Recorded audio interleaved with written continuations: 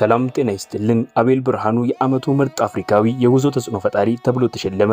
ታዋቂው ኢትዮጵያዊ የሶሻል ሚዲያ ተጽዕኖ ፈጣሪ አቤል ብርሃኑ በኬንያ ናይሮቢ በተካሄደው የአፍሪካ ጎልደን አዋርድስ የዓመቱ ምርጥ አፍሪካዊ የጉዞ ተጽዕኖ ፈጣሪ ሽልማትን አሸናፊ ሆኗል። አቤል ሽልማቱን የተቀበለው ትላንት ምሽት በተካሄደው ደማቅ ስነ ስርዓት ላይ ኢትዮጵያን በመወከል ነበር። አቤል ብርሃኑ ሽልማቱ ካገኘ በኋላ ባስተላለፈው መልእክት ስኬቱ ከልጅነት ህልም የተነሳና በፈጣሪ እርዳታ እውን የሆነ መሆኑንም ገልጿል። በአሮጌ ስልክ ካሜራ ስነሳ ዓለምን የማየትና ታሪኮችን የማካፈል ህልም ብቻ ነበር የነበረኝ ያለው አቤል አህጉራዊ ዕውቅና በማግኘቱ የተሰማውን ከፍተኛ ደስታ ገልጿል።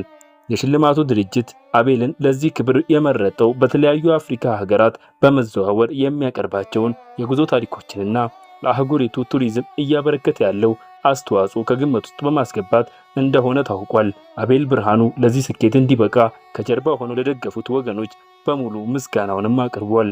ይህ ሽልማት በኢትዮጵያ ዲጂታል ሚዲያ ዘርፍ ላይ ለተሰማሩ ወጣቶች ትልቅ መነሳሳትን እንደሚፈጥርም ይጠበቃል። እኛም ለአቤል ብርሃኑና ለወዳጅ ዘመዶቹ እንኳን ለዚህ ስኬት አበቃ፣ እንኳን ደስ አለህ ማለት እንወዳለን። ለዚህ ቻናል አዲስ የሆናችሁ ሰብስክራይብ በማድረግ የዚህ ቻናል ቤተሰብ ይሁኑ። ሰናይ ቀን።